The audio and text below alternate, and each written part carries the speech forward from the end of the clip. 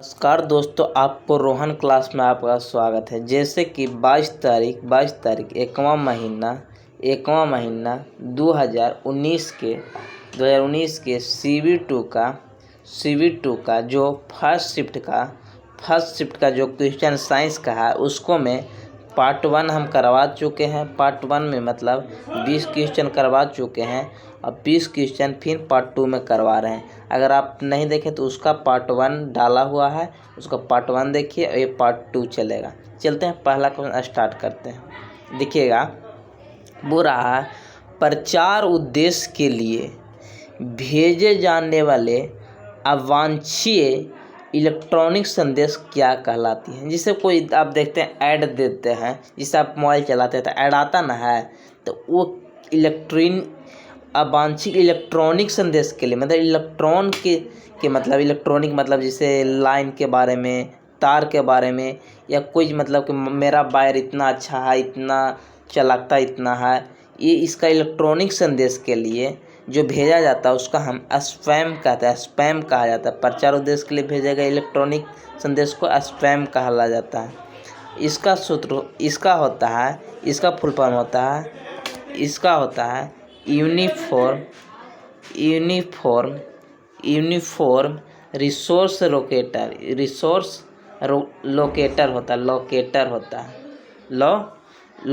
होता है। और ये वायरस है और यही रहता वायरल उसके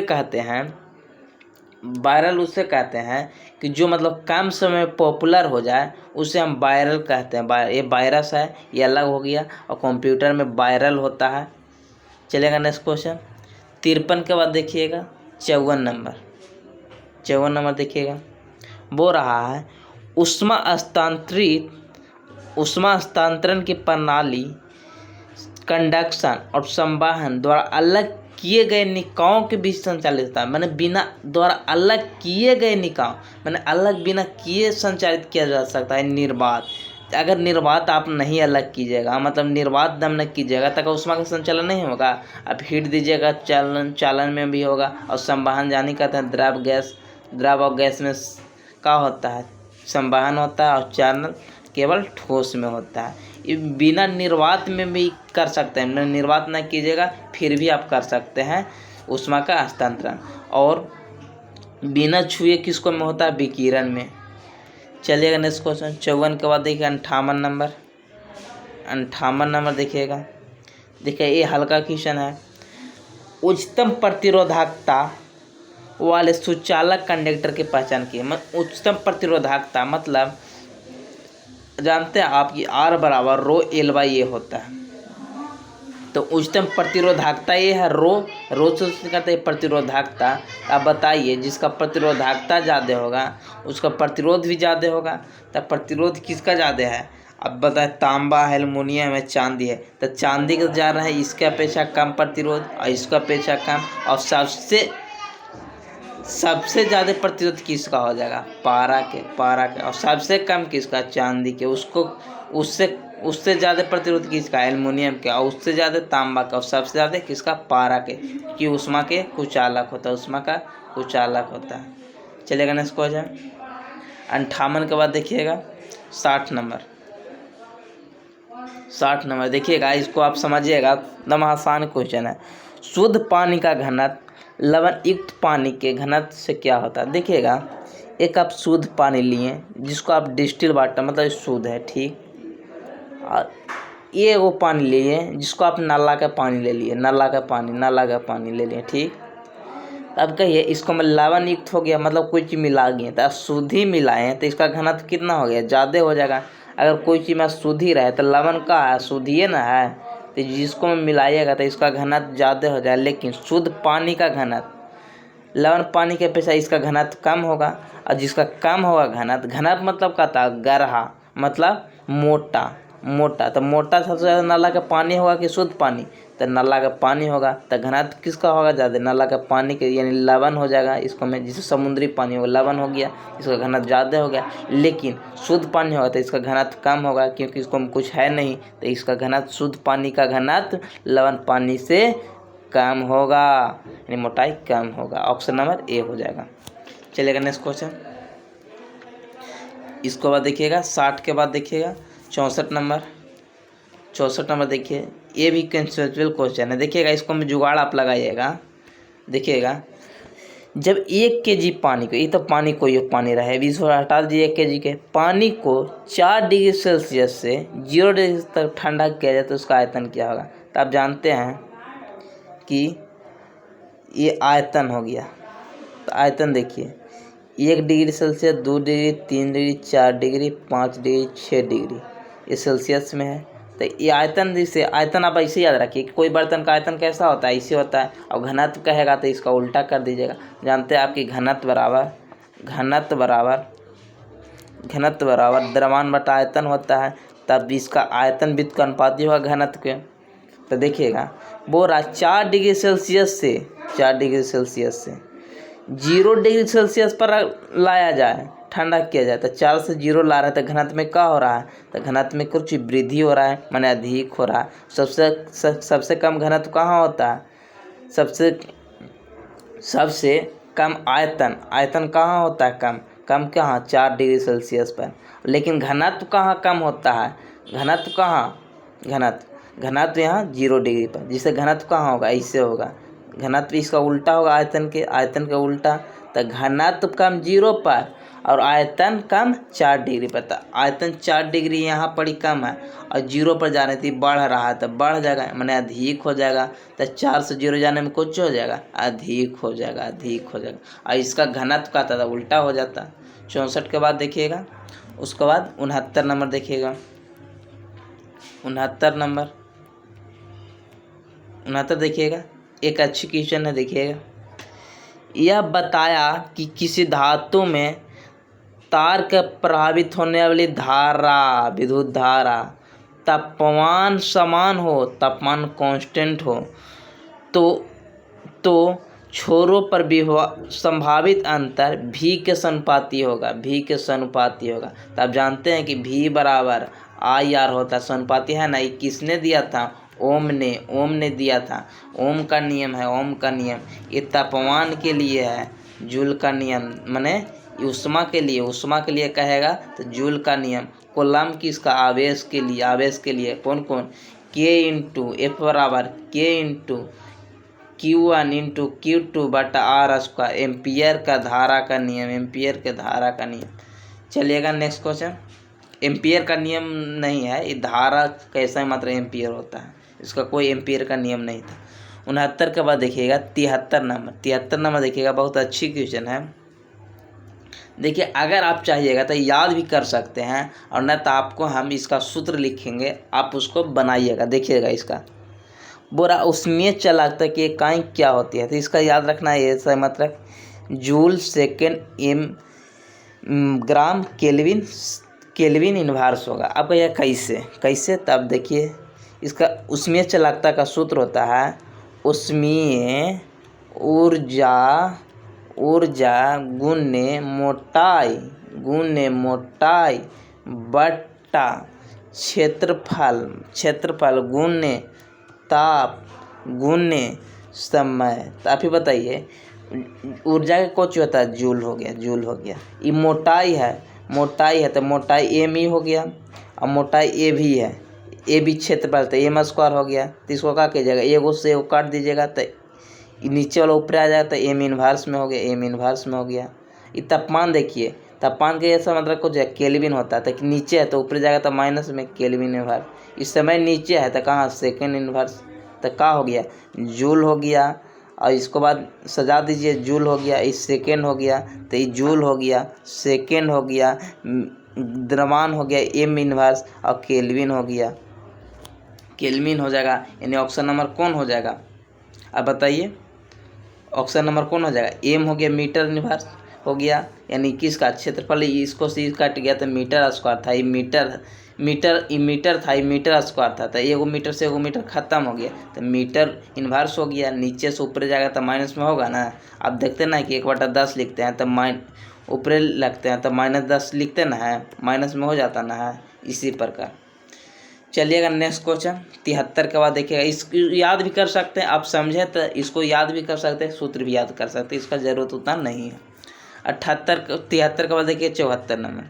ये देखिए इंजीनियरिंग ड्राइंग से आपको बता दें कि इंजीनियरिंग ड्राइंग का भी हमारा बैच 6 बजे पर डे चलता है और आपको नया टॉपिक चालू हो रहा है लाइन, जो आपको हम देहाती भाषा में पढ़ाएंगे। हम दो सतहों के बीच बनी एक छोटी कोणीय सतह को क्या कहा जाता है?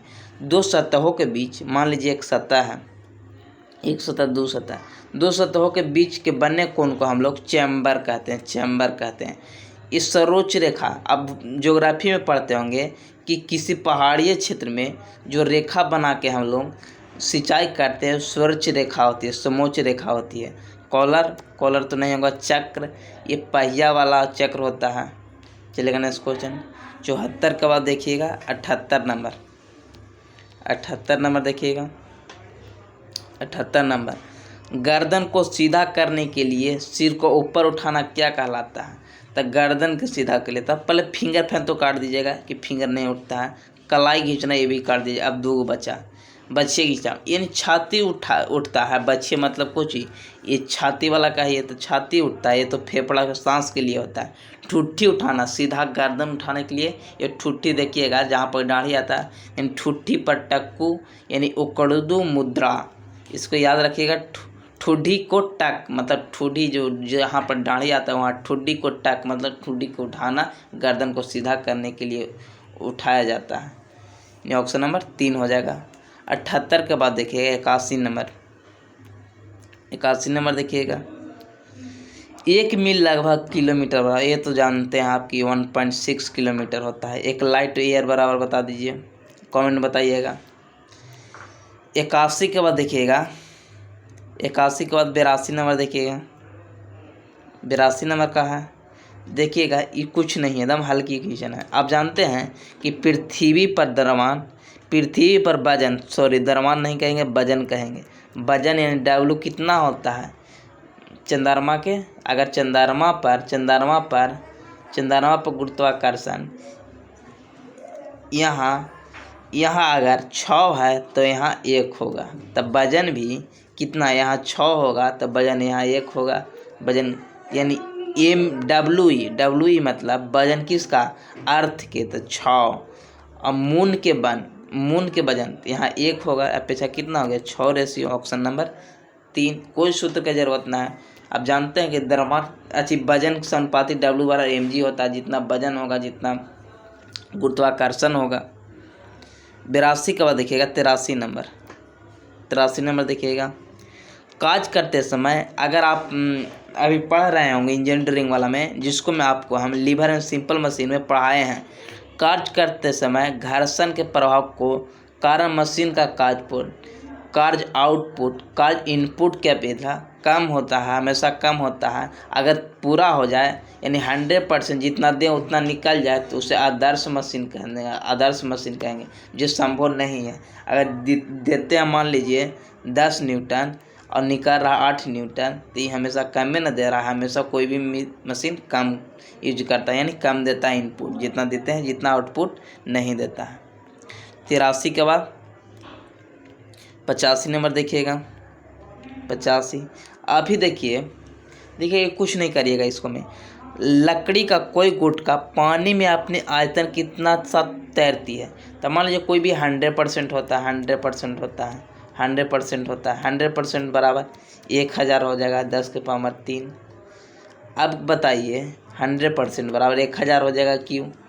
अब कह रहा पानी के साथ 65% तैरता है, तो घनत्व कितना होगा? तो जितना तैरेगा उतने घनत्व, तो कितना हो जाएगा? 65 में 10 के पावर 3 हो जाएगा, यानी 0.6 यानी 65 हो जाएगा, सीधा पॉइंट। यानी 65 100% रहेगा कोई का वजन, उसको हम 65% तैरता है, 65 घनत्व है। इसका पानी पर तैरता है, कितना तैर रहा है? 65% तैर रहा है, तो नीचे कितना है? 45। तो घनत्व कितना हो गया? ऊपरे रहेगा, सही ना घनत्व। जैसे बोलते हैं 1/9 बर्फ के होता है, इसी तरह होगा 1/10 तो ऊपरे कितना तैर रहा है? 1 हो रहा, तो 0.1 तैर रहा है। नीचे कितना? 9, तो 9 हो जाएगा। 58 के बाद 85 के बाद 51 नंबर देखिएगा। 51 नंबर देखिएगा।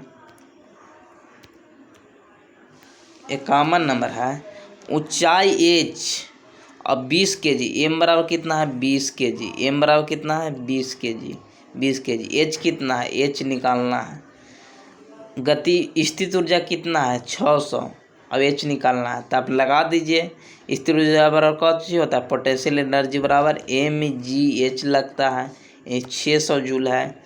एम कितना है 20, जी कितना है 10, एच कितना है, एच निकालना है। 1 0 से 1 0, 2 0 से 2 0 खत्म और 2 से 3, यानी एच बराबर कितना आ गया 3। ये सिंपल सा क्वेश्चन है, ये अब मिलने वाला क्वेश्चन ना है जो 2019 में पूछ लिया तो पूछ लिया। आप थोड़ा हाई लेवल आप ग्रुप डी के देखिएगा, बहुत मस्त क्वेश्चन है, वो भी जल्दी कराने वाला है बस 9 सेट के बाद। 24 सेंटीमीटर मोटाई वाले ईंट के दीवार, देखिएगा इसको सूत्र आप अपने से फ्रेम कर सकते हैं। कैसे, तो देखिएगा वो रहा एक ईंट है, मान लीजिए ये ईंट है, ईंट हम बना देते हैं। आपको देखिएगा तो हम बिना सूत्र का बना दीजिएगा। ये ईंट है, ईंट का दीवार है। 24 सेंटीमीटर मोटाई वाला, मोटाई कितना है 24 सेंटीमीटर, 24 सेंटीमीटर। देखिए इसको बिना सूत्र के बनवा देंगे आपको हम। दीवार के आंतरिक सतह का तापमान माने यहाँ 25 है और यानी 5 है। आंतरिक का अंतर कितना है 25 और बाहरी का कितना है 5। आंतरिक कितना है 25 और बाहरी कितना है 5। आंतरिक कितना है 25 और 5, तो अंतर कितना है 20 की, यानी थीटा बराबर कितना है 20।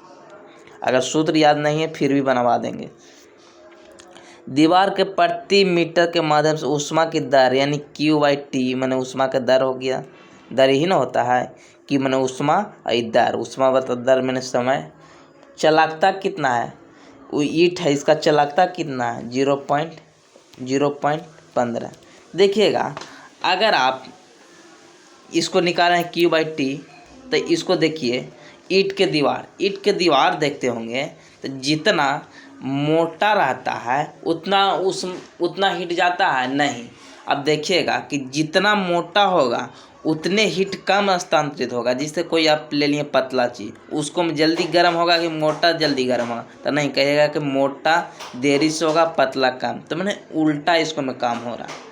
क्या हो रहा है, जितना मोटा लीजिएगा उतना देरी से, यानी इसका क्या हो जाएगा, मोटा लीजिएगा उतना देरी से, तो उल्टा हो रहा है। तो मोटाई कितना नीचे, उल्टा हो गया। अब देखिए तापांतर कितना है, तापांतर सीधा होता है, जितना मोटा जितना कम जितना अच्छी। तो मोटा कितना है, इन थीटा कितना है 20 हो जाएगा, 20 होगा। तापांतर कितना है 20 हो गया। और उसमें से लगता कितना है 0.15। अब लगा दीजिए। अब इसको में कुछ ही बचा, मोटाई हो ही गया, तो अब लगा दीजिए 0.5 से 5 यानी कितना बार 5 बार में, ये 8 बार में। 25 8 है 20 25 100 मतलब 12.5। अब इसको अब सूत्र से बताते हैं। देखिए सूत्र क्या होता है, Q/T मतलब ऊष्मा की दर, मतलब प्रभावित होने की ऊष्मा की दर होता है के का हो गया ऊष्मीय चालकता हो गया, गुने थीटा मतलब टेम्परेचर में अंतर